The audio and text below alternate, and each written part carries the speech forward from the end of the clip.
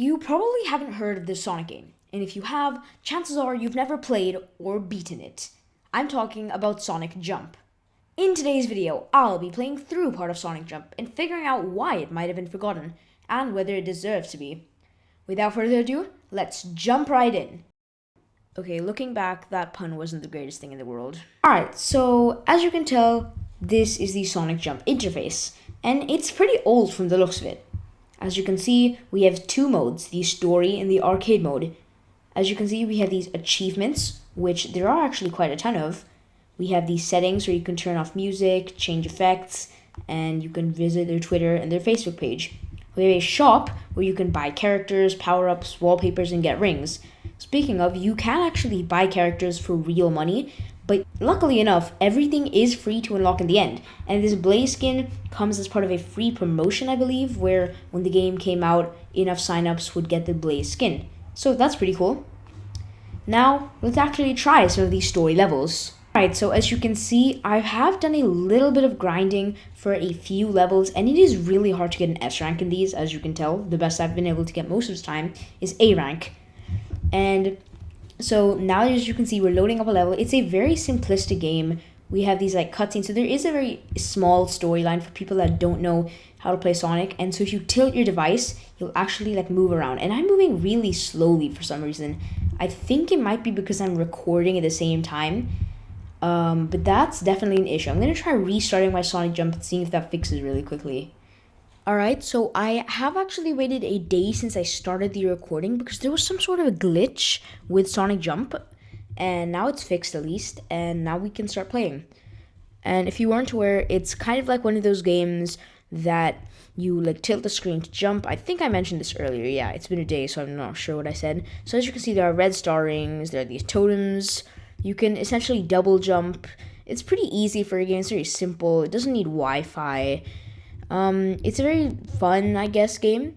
There's tons of different things to do, actually. So you've got the regular levels right here. So as you can see, if I hit a enemy from the bottom, then it will take damage. If I hit it from the top, then I will actually be the one to take damage. Which is interesting how hitting an enemy from the top doesn't deal damage. There is actually like a rank system where you can complete quests to rank up, as you can see right here. And then the higher rank you are, more skins you'll have unlocked. So I believe silver is the highest rank requirement that needs to be met. You want to have silver. So there's that. And as you can see, the goalpost is like the same as what many Sonic games have. And these are the missions, just like that. As you can see, you shouldn't do this. There are ranks, like I mentioned earlier, and it's really, really hard to get S rank on these levels. Now, before we get into the second level, I'm just going to quickly take a look out of the game inside to the character section. Oops, that's not there. It's in the item shop. Yeah, so as you can see, these are all the characters. Blaze, like I said, is free, but I believe Blaze doesn't have anything special to do with her. I believe that she doesn't have any power-ups. We have wallpapers we can buy, and a ton of different stuff, I guess. We can buy rings, we can buy power-ups, and it's just a very interesting game because there are no ads all around. And for a Sonic game, that's quite surprising. A Sonic mobile game, that's really surprising. So we have red star rings.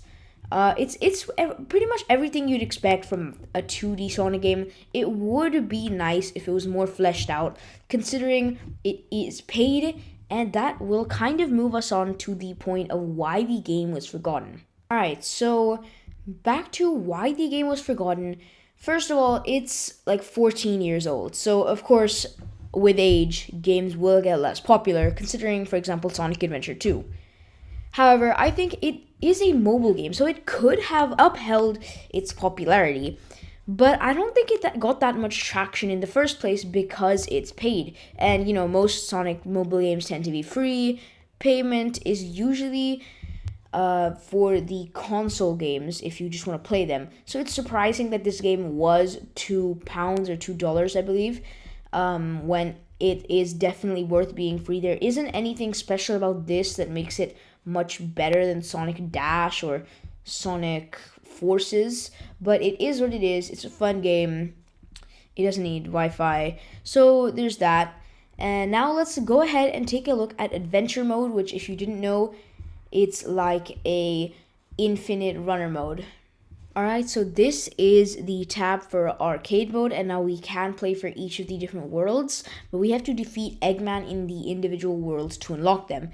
And let me just say that the level design is actually pretty good, and the arcade level design is randomized. So you have to keep going for as long as you can, and it's just very satisfying if you want gameplay for the back of some videos, in landscape, of course.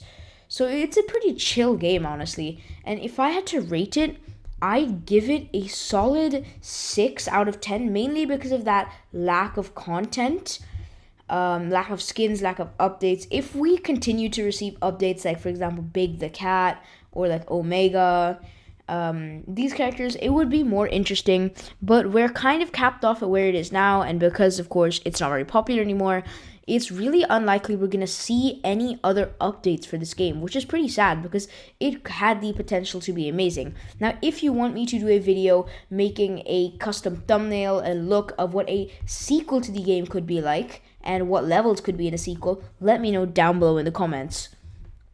I hope you enjoyed this video, and if you did, please remember to leave a like and subscribe. It's free, easy, helps out a ton, and you can always change your mind later. I'll see you in the next one. Bye, guys.